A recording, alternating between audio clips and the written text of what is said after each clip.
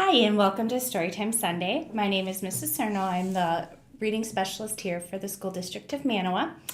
And because the elementary school has been celebrating the character trait of perseverance this month, I thought I would read a book all about perseverance called Let's Go Hugo by Angela Dominguez.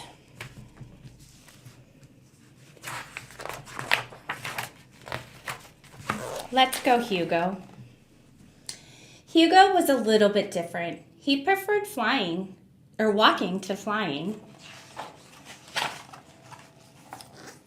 Instead of living on the top of the trees, Hugo lived in a burrow down at the bottom. Instead of building nests, Hugo built works of art. Hugo was content living on the ground.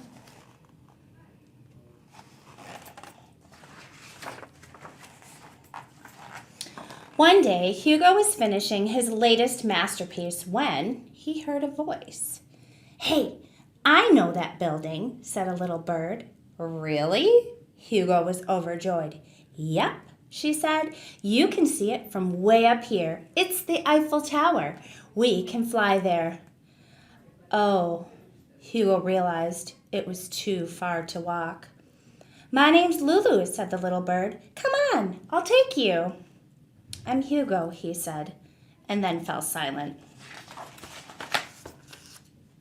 Lulu tilted her head and smiled. "Well, let's go, Hugo." I have to show you the park before we go," Hugo said. Lulu thought that was a splendid idea. Relieved, Hugo led the way.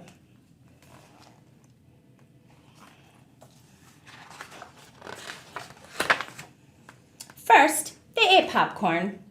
After they finished eating, Lulu said, "Ready? Let's go, Hugo." "You can't fly on a full stomach," Hugo replied. "We have to wait an hour." Lulu agreed, and they played in the fountain instead.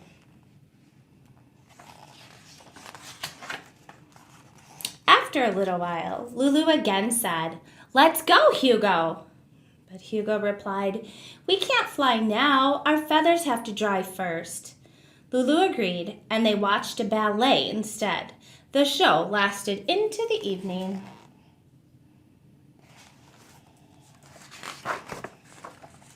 "It's getting late," said Lulu. "Are you ready to go, Hugo?" Again, Hugo replied, "We can't fly. It is dangerous to fly at night. Let's go in the morning."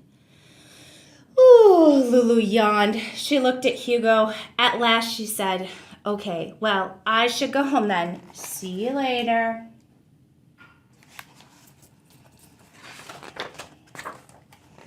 Hugo's heart sank as his new friend flew away. He'd never see the Eiffel Tower now. What if he never saw Lulu again either? He tried to run after her, but she was already high in the sky. It was hopeless.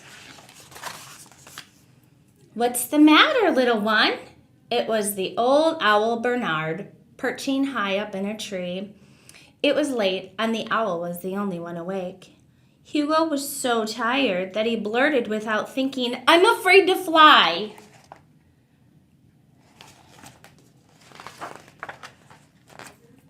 Bernard paused and said, "Well, everyone is afraid of something. I was afraid of the dark. But then I realized all the wonderful things I was missing, like the moon and the stars. If you want, I'll help you practice."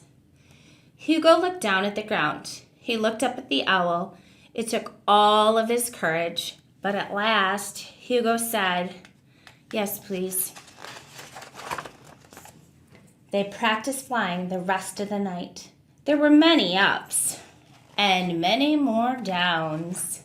When Hugo finally flew to the top of the tree, the owl said, "Look at you go, Hugo. Good job. Tomorrow we'll practice more, but now it's my bedtime." As the sun came up, Hugo was still high in the tree. "Are you ready?" asked Lulu, landing next to him. Hugo looked from Lulu to the ground, far, far below. "Not really," he said. "I'm a little scared." Lulu smiled. "It'll be another adventure we can do together," she said. "Except this time, instead of exploring the park, we'll explore the sky." "Oh," Hugo hesitated. I never thought of it like that. Lulu stuck out her wing. Hugo took a tiny step away from the tree, then another, and another, until... Let's go, Hugo, Lulu sang. Hugo took a deep breath and grabbed on. Off they flew. The Eiffel Tower was more beautiful than Hugo had ever imagined. So beautiful, he forgot to be afraid. When they got back to the park, Hugo asked Lulu, "Where do you want to go next?" Lulu tilted her head.